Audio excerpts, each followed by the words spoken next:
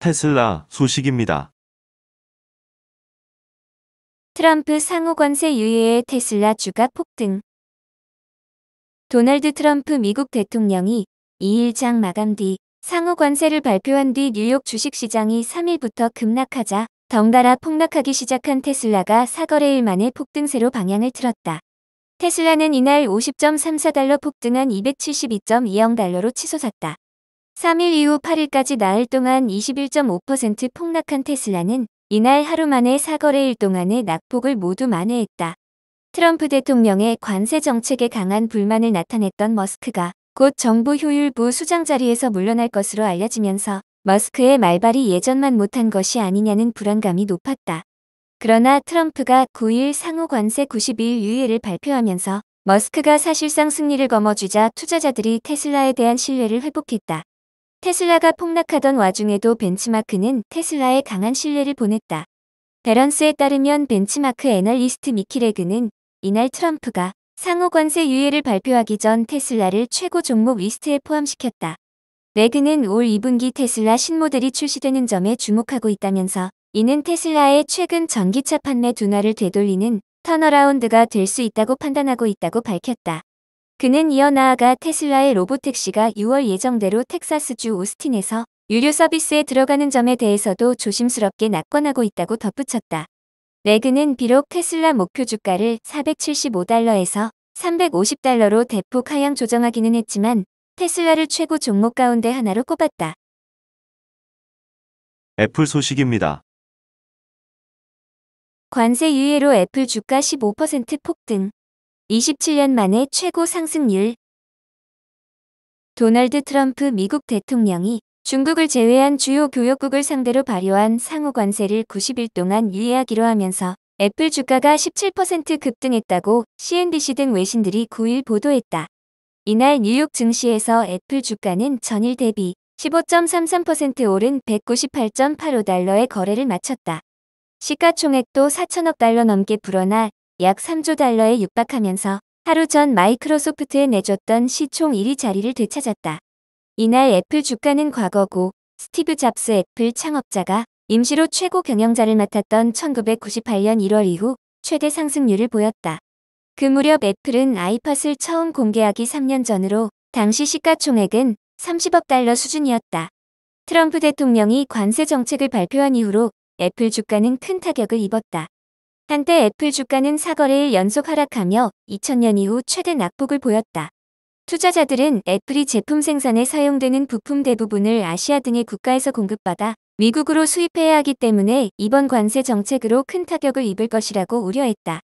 아이폰 등 하드웨어 제품 대부분은 여전히 중국에서 생산되고 있으며 이번 관세 유예 대상에서 중국은 제외되지 않았다. 트럼프는 9일 중국에 대한 관세를 54%에서 125%로 인상했다. 중국도 이번 주에 미국산 제품에 84% 관세를 부과했고 애플이 미중 무역 전쟁에 휘말려 주요 시장인 중국에서 시장 점유율을 잃을 가능성이 제기되고 있다. 애플은 최근 몇 년 동안 중국에 대한 의존도를 줄이기 위해 공급망을 다각화하는 노력해왔다. 트럼프 대통령의 상호 관세 부과 92일 유예로 인해 중국을 제외한 베트남, 인도 등에 대한 상호 관세는 10%로 낮아졌다. 이로 인해 애플은 중국 외 공장에서 더 낮은 관세로 미국 고객들에게 제품을 공급할 수 있을 가능성이 생겼다고 CNBC는 전했다. 트럼프 대통령이 관세 유예를 발표하자 미국 증시는 급등했다. 나스닥 종합지수는 12% 이상 상승하며 역대 두 번째로 높은 상승률을 기록했다.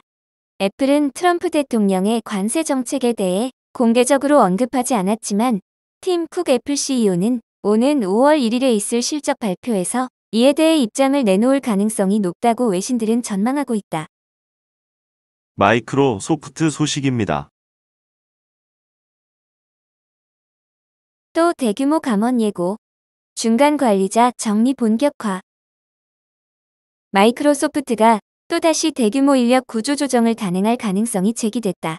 내부 관계자에 따르면 회사는 오는 5월부터 조직 개편의 일환으로 중간 관리자 중심의 감원을 검토 중이며 이 과정에서 일부 개발자까지 정리될 수 있다는 전망이다. 미국 비즈니스 인사이더의 보도에 따르면 마이크로소프트는 최근 내부적으로 개발자 수에 비해 지나치게 많은 중간 관리자 수를 문제 삼으며 이 비율을 대폭 조정할 계획이다. 현재 평균적으로 한 명의 프로그램 매니저가 담당하는 개발자는 약 5.5명 수준이지만 이를 최대 10명까지 늘리는 방안이 논의되고 있다.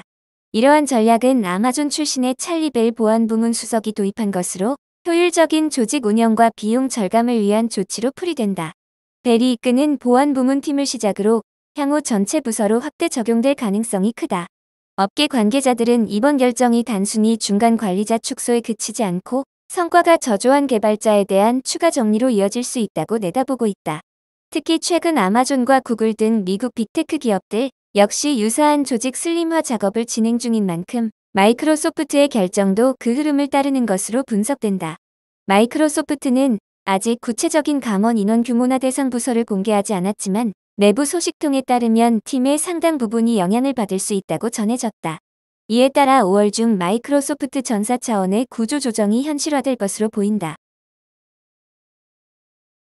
구글 소식입니다. 추론에 최적화된 신형 AI 칩 아이언우드 공개. 올해 말 투입. 구글이 9일 개최한 연례 클라우드 넥스트 컨퍼런스에서 최신 AI 가속 칩 아이언우드를 공개했다. 아이언우드는 구글 7세대 TP로 AI 추론에 최적화된 첫 번째 칩이다. 올해 말 구글 클라우드 고객을 대상으로 출시되며 256개 칩 클러스터와 9216개 칩 클러스터 두 가지 버전으로 제공된다. 아민 바흐다트 구글 클라우드 부사장은 아이언우드는 구글이 개발한 가장 강력하고 에너지 효율적인 TP라며 AI 추론 모델을 대규모로 처리할 수 있도록 설계됐다고 말했다. 특히 고급 랭킹 및 추천 작업을 처리하는 스파스코어를 강화해 데이터 이동과 지연을 최소화했다는 게 구글 설명이다. 구글은 아이언우드를 통해 자체 AI 인프라를 보다 강화할 계획이다.